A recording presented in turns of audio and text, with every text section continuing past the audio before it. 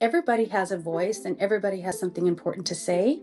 We all just say it slightly different. Is there a particular integrated campaign that you worked on which really stands out for you? I'm going to go to ServiceNow. The conversations that came out of it and the collaboration that came out of it and that whole integrated relationship, I think was one of the most beautiful things that I've experienced.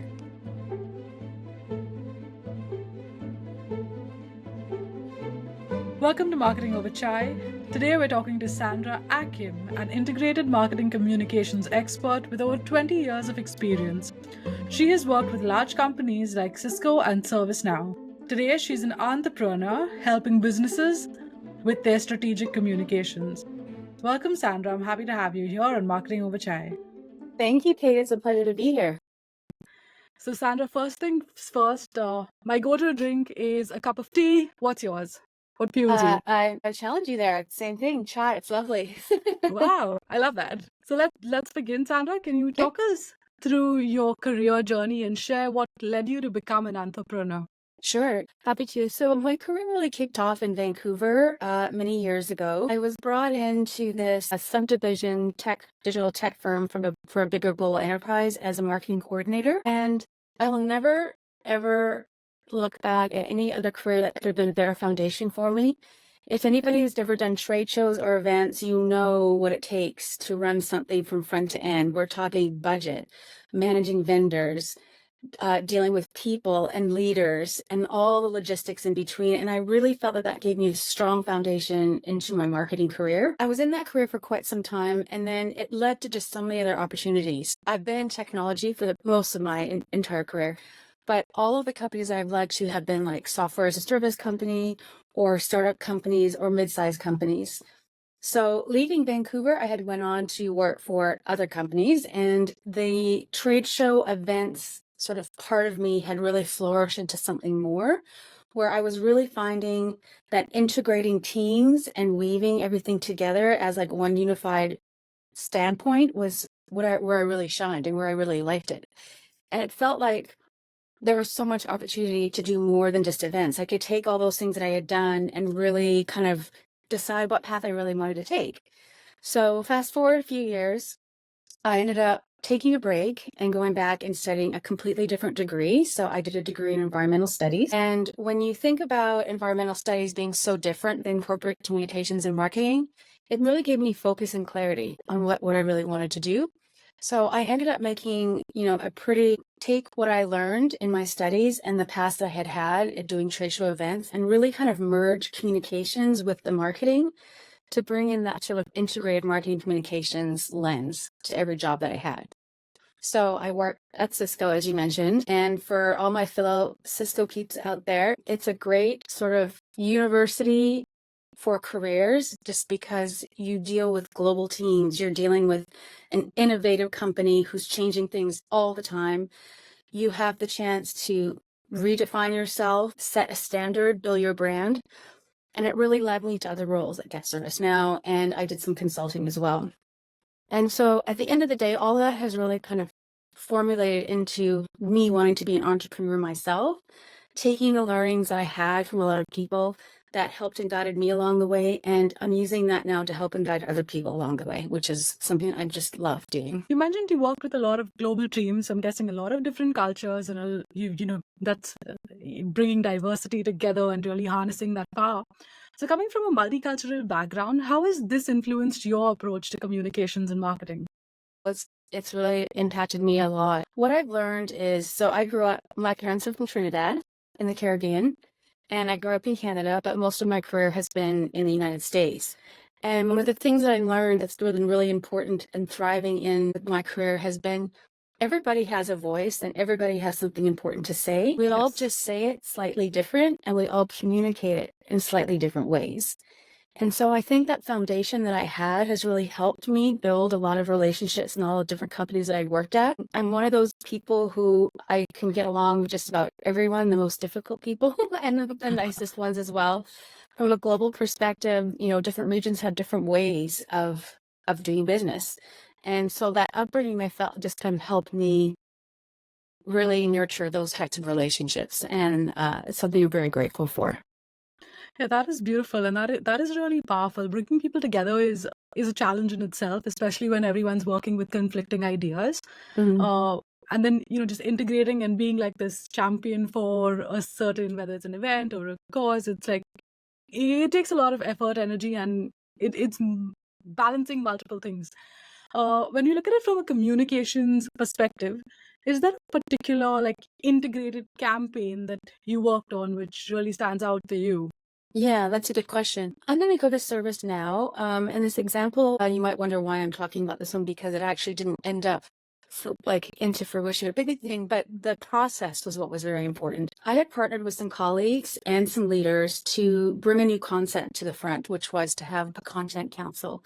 At the time, the company didn't have one. They might have one now, so I don't want to misspeak and say that they don't, but at the time they didn't. And a bunch of us had come together to really formulate what that concept could look like. Mm-hmm. And the whole integrated part of it was really fascinating for me because I came from a thought leadership, marketing, communications perspective. My peers had content experience, they had still marketing experience, they had operations experience, they had social media experience and digital experience. And the beautiful thing is that we were all able to come together and put our lens on what we thought that journey could look like. And so over a 6 to 8 month period of time, we had created pitch decks. We had put together possible organization structures. We had put together scenario 1, 2, and 3, and we presented them to VPs and above for that course of the time to give them some food for thought, which I thought at the time the end result was we don't have budget to do it. But the conversations that came out of it and the collaboration that came out of it and that whole integrated relationship, I think was one of the most beautiful things I've experienced just because it really united everybody and it brought that sort of camaraderie around together. Yeah, that's lovely. Like, and I think like that's so true. Like some of the experiences that shape us are not the campaigns that actually did extremely well or the work that stood out for itself, but it is these challenges of like, really fixing things and putting things together and seeing things not being approved and still getting a lot out of the process. It is really the journey that matters when it comes to communications. And there's so many aspects of it, like the organization structures and so many things that we get to work on just because of the role, because you're kind of like the chief of staff's office. So Exactly.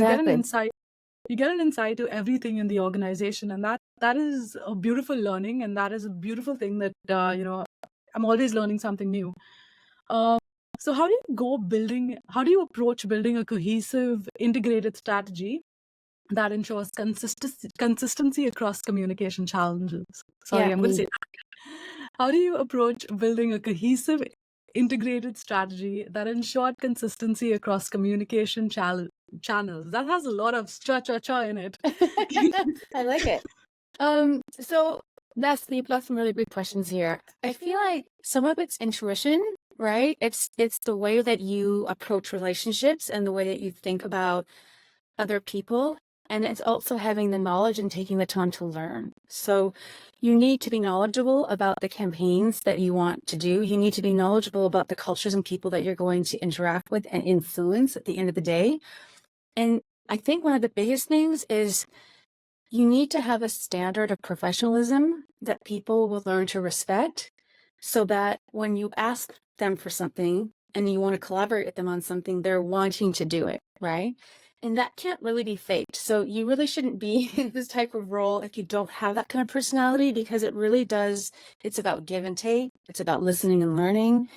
It's about suggesting things that might not have been thought about and hearing things that you don't agree with. So all of those things together, right? You just need to be open and flexible, but yet have a master plan that this is the goal that we're all getting to, but we don't have to take the same road. At the end of the day, we do want to achieve this because we're working to do this thing. And so I think that that would be sort of my path of doing it is something that hopefully would be helpful for others as you just think about how you do got cohesive alignment integration. Mhm. I think that's so true. Like even for me, it is just the goal. But when I was younger and when I just started out, I think one of the biggest challenges was the share of heart. The moment you start working on something, you become kind of emotionally attached to that. So just Exactly. growing up and growing out of that and growing out of like my own ego was the biggest path to getting towards this goal oriented focus. Um, That brings me to my next question. What is the biggest challenge you faced in your career so far? Yes, I was thinking about this right now. I think there's so many challenges that happen every day, right? And then there are ones that maybe stick out a little bit more throughout your career. And I think the biggest one for me was staying too long in a role that I knew wasn't doing anything for me anymore. So there was a time where I became synonymous with the content marketing person because I did these amazing spreadsheets, right? I was able to tell you what was happening, where it's going, how it's being used, I had all the metrics. But I became so good at it, there wasn't anybody else doing it. And I was stuck in that job for years. I was unhappy. I just felt like I'm not getting to do anything creative, strategic. Isn't there somebody else that can join the team to do this sort of thing with me? And that challenge presented an opportunity for me where I made a decision. It didn't happen right away. It happened like a year or so later, but I made a decision that I don't want to do that type of work all the time. It's great and it's very valuable to do tactical work where you are micro looking at spreadsheets and all those types of things, but it's not going to help me grow. And so I Mhm. made a conscious decision to look for a different job at a different company where that skill came in really helpful. And I left on good terms. It's just called growing, And so I Yeah. made that decision to grow in a different area. And it was challenging at the time because it's scary to leave something that you know that you're comfortable with, that you know you're Hmm. really good at. Hmm. And so sometimes I look at scary and challenging as simply like really great opportunities. Wow, I love that perspective. I'm trying to train myself that into, thinking that fear is just an opportunity to overcome, but man, it takes effort.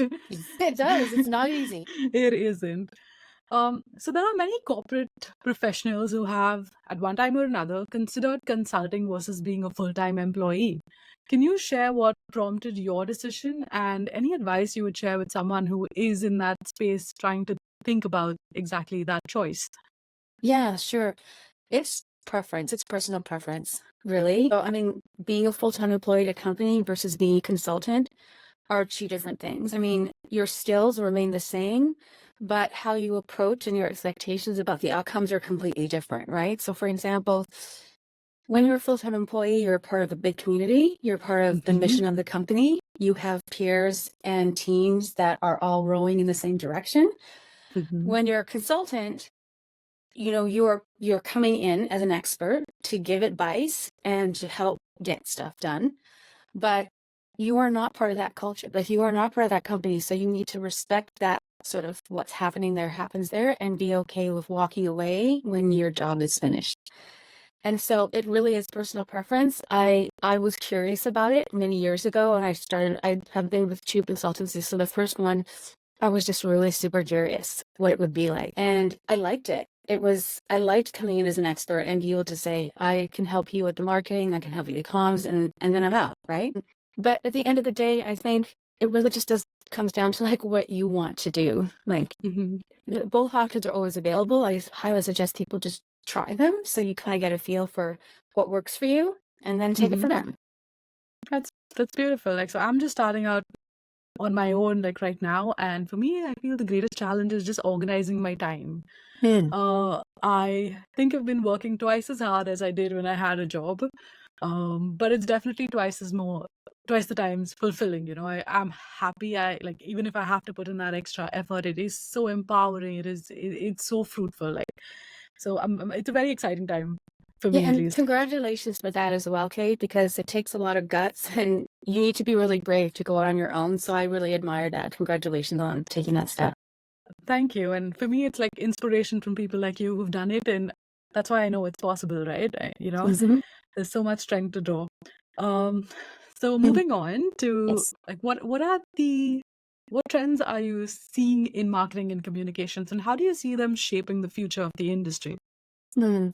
Well, there are several taking place right now, but I think the one that sticks out to the most is obviously AI, right? So using tools like Claude and ChatGPT and so forth. Um, I think they're excellent tools. They're fantastic for generating ideas and just kind of helping when you're stuck a little bit on an idea. I think what I would like to see and what I'm trying to do is to not become too dependent on it because It's Absolutely. almost very apparent right now when there is something fully written by ChatGPT, and it just takes away from the authenticity. You can Hmm. tell, like, it's just not quite authentic. So I think that it's a great tool and it's a great resource to use, but as a tool and a resource, not in replace of your mind and your feelings and your emotions and what you can get out naturally as a human in a marketing or communications campaign. Absolutely. For me, ChatGPT is like the intern. I get it to Hmm. organize my day. I get it to maybe, come up with a bunch of ideas, but you cannot fully trust it. It still needs you to look at everything with your own lens and bring yourself to every piece of work that it does. Um, you mentioned something like, you can tell when ChatGPT is doing the work, and for some people it's the grammar. So ChatGPT uses a lot of the UK style English grammar. So you'll Mhm. have the S's in organization, you'd have, a certain a semicolon or a colon instead of a dash, which I is love more that. American style. So, but for me, it's kind of funny, right? Because I grew up in India and I learned English the UK style. So I still Mhm. use a lot of those, things. And when I was reading These Are the Tells, I was like, damn it, people are going to think I'm ChatGPT 1.0. So, eh, yeah, it's Oh, no, made me no. more, yeah, it's made me more conscious of, how things are perceived. That's right. And yeah. So what are some of the tells according to you with the ChatGPT language, if I may? Okay, so the colons and the semicolons, I mean, come on, right? It's so obvious. And then sometimes they just overdo it on the what I call like just the marketing jargon that I'm really just over it. But I mean, I think a lot of tech companies they're slowly trying to get away from it, but they just can't pull themselves away from words like reimagine and optimize and scale and those types of words, where there's nothing wrong with them. But when there are, bazillions of multi-enterprise global companies using those same words, Hmm. it just doesn't grab attention anymore, you know? Absolutely. And the other thing is like for LinkedIn posts written by ChatGPT, they have so many emojis in them. That I does appreciate not, it. It's a great sense of yeah, humor. but it's just too many. Like, I don't know. That's what loses me sometimes. Um, moving on, what advice would you give aspiring marketing and communications leaders looking to make an impact in their organization? Three things, I think. One is be open to trying new things. So you don't want to get stuck, like the example I gave where I was just stuck in a role. I feel like a lot of leaders and people in companies are really open to giving employees a chance to try new things if you speak up, but a lot of people don't speak up. So don't be scared to say, I don't really have experience in that, but I'd like to learn. It says volumes about your character, right? Okay. I think the second thing is that a lot of people don't talk about a lot these days, but think about the personal brand that you want people to have of you and really keep it at the back of your head, right? So is it professional? Is it funny? Is it reliable? Are all those things? Like just think about that because over time, if you stay consistent with what you want people to feel and think about you, the opportunities just come. Like people will rely on you, they will respect you, they will not think twice about recommending you for something because that's who you are, right? So I think that's another big one. And then the last one is just be open to always learning because we get stuck in our ways like 5, 10 years into a career and we just like that's how it is. And things change, they change all the time. So just being open to change and being flexible. It's hard. It's not easy, but just Yeah. telling yourself that, can help. Yeah. I think like when you speak about change in marketing communications itself, when I started off, Twitter was new.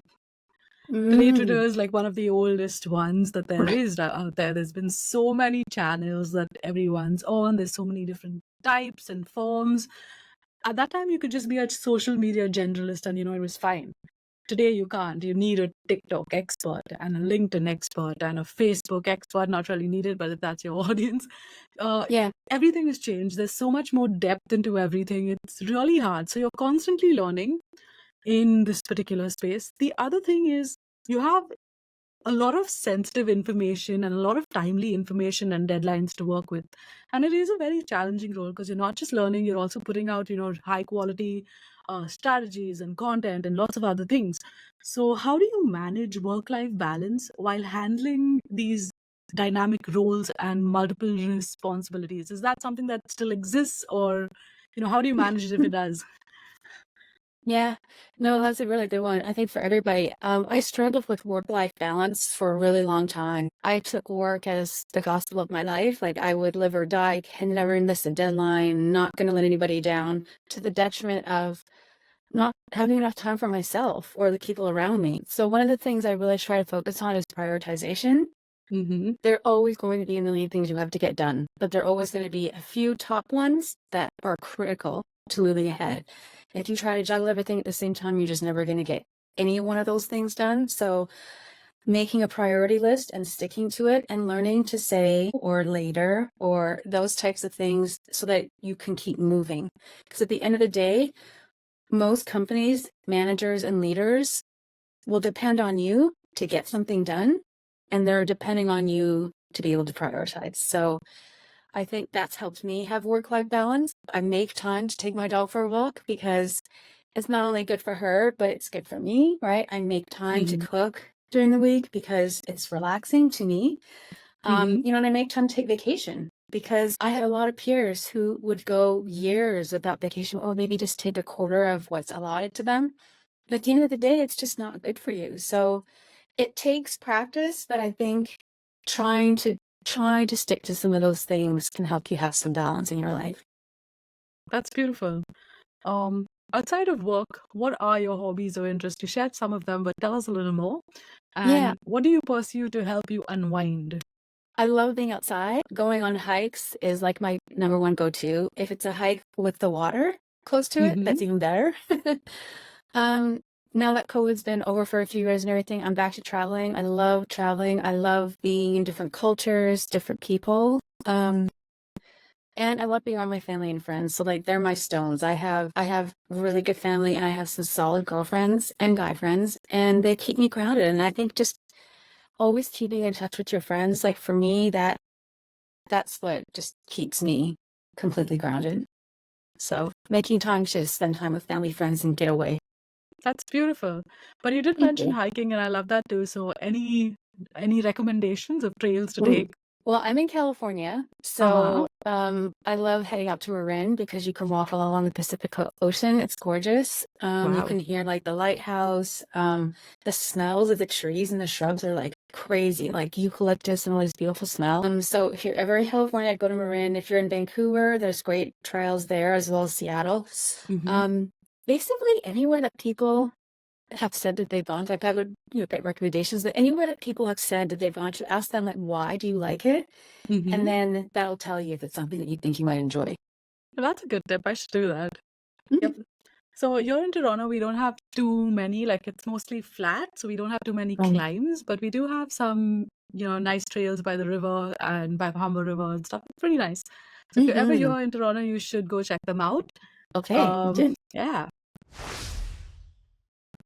So that brings us to the fun segment, and it's called the rapid fire round. So how Okay. this works is I throw a question at you, and you tell me the first thing that comes to your head. All Uh-oh. right? Okay. Okay. Okay. They're easy. Don't worry about it. Okay. Okay. So here we go. Um, what's your favorite social media platform? LinkedIn. Email marketing or content marketing? Marketing. Influencer marketing or affiliate marketing? Influencer. Long form content or short form content? Both. That's fair. Depending on the mood. Emails or meetings? Meetings. Are you a morning person or a night owl? Morning. City life or the countryside? Both. That's Balance. fair. Biggest marketing trend of 2024 according to you? Content marketing is taking a different change and shift. One word to describe the future of marketing. Exciting. Nice. My last guest said doomed. Oh, oh, perspective, right? I know. Most overhyped marketing tool? Oh gosh, overhyped tableau. Okay. Most underrated marketing strategy. People, relationships, getting to the persona. hmm Best piece of marketing advice you've ever received. You are in control of your own career. Wow, that one's deep. First thing you do in the morning? Smile. Oh, I love that. A hobby you're passionate about? Cooking. A book everyone should read? Ooh, I don't know about that one. I read a lot of music. So I read a lot about music and culture. So there's a world music book in my office, and I love that because I flip through to look at different cultures in music and how they were formed. So not really a book that's the bestseller, but more a book about music. Wow, I love that. I might go check it out. Okay, I'll set you up with. What's your favorite ad ever? It doesn't have to be one you've worked on, but just something you saw maybe growing up, maybe now. Favorite ad ever? Anything to do with dogs, like the Budweiser of horses and dogs. I think those are fabulous. Okay. One skill every marketer should have. People relations. That's a beautiful answer. Your proudest professional achievement so far? Just progressing, moving from one thing to the next, because everything gets better. So just being able to transition. That's beautiful. If you could work in any industry other than marketing, what would it be? Ooh, I want to work in the hospitality industry. I'd like to work for the Four Seasons. Oh, wow. If you could instantly become an expert in something, what would it be? Maybe a magician. That'd be kind of cool. That's exciting. If you could live anywhere in the world, where would it be? I'd love to live in Spain. Oh, wow. Yeah, it's beautiful. I've been there. I love it. Absolutely loved it too.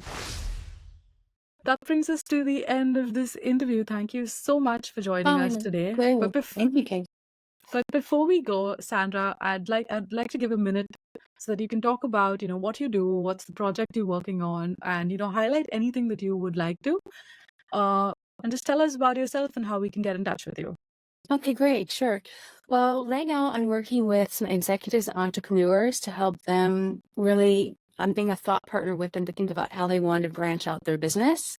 So I work on things like messaging and positioning and how you want to take things in a different direction. I really love it. It's been going really good so far. And the people I've been collaborating with have been fantastic. Plus it gives me something that I feel a different perspective from different people.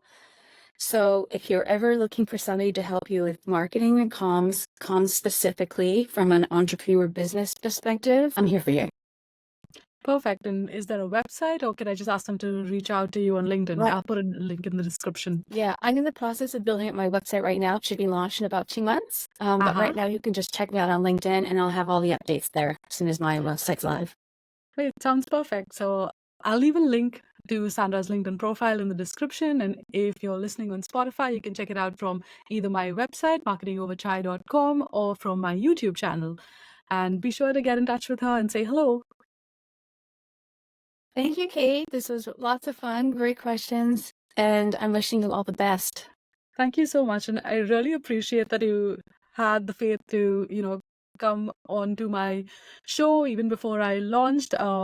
This really makes me think that there's so much kindness out there, and it's the support from like someone who's a complete stranger, who was a complete stranger, but now not anymore. So yeah, really thank you so much for trusting me. I really appreciate your support. Absolutely. You're onto something and I fully support you. So thank you and good luck. Thank you so much. Thank you so much for tuning in. I really appreciate your support and you all being here. I'm on a mission to get 100 listeners on Spotify, and I'd really appreciate it if you all can share, like, and go follow me on Spotify as well. It does mean a lot. I have a lot of exciting episodes coming up in the next few weeks, so make sure you're subscribed, tune in regularly, and keep those ideas brewing until I see you next time on Marketing Over Chai. This is Kate signing off.